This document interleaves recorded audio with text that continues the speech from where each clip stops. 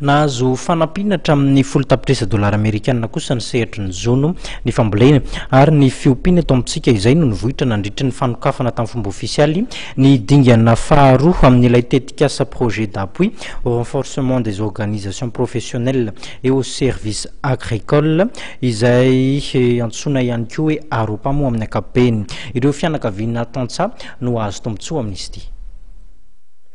Nosokafana tamin'ny pompo ofisialy io maraina io dia tsy amin'ny hôtel Panorama Tendrenarivo ny dingana faharoa amin'ilay tetikasa projet d'appui au renforcement des organisations professionnelles et aux services agricoles na ny aropa tetikasa fanampianareo fianakaviana tantsa ary vatsinisy banky vidavola hatramin'ny 10 tapitrisa dolara amerikanina. Sehatra telo dia jono ny fambolena ary ny fiompiana no toanana amin'ny alalan'ity tetikasa ity. Mampiavaka azy dia satria ny fanampiana amin'ity tetikasa aropa ity dia mivantana avy tany amin'ireo tantsa mpamokatra, izany hoe manampy tosika fotsiny ny fandaminana ataony tetikasa fa misy famatsim-bola mivantana amin'ireo mpamokatra ary hoentiny manampy ny famatsim-bola azony amin'ny fitamam-bola amin'ireo institut de microfinance.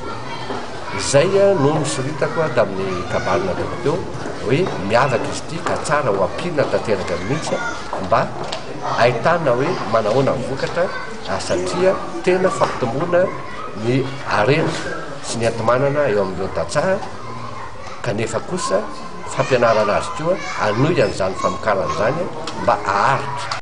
Araka ny fanazavan'Andriamatoa minisitry ny fambolena hatrany dia hatramin'ny 5,7 alina ny isan'ireo fianakaviana tantsaha eritreretina azo tombotsoa amin'ny alalan'ny fampiarana ny tetikasa aropa.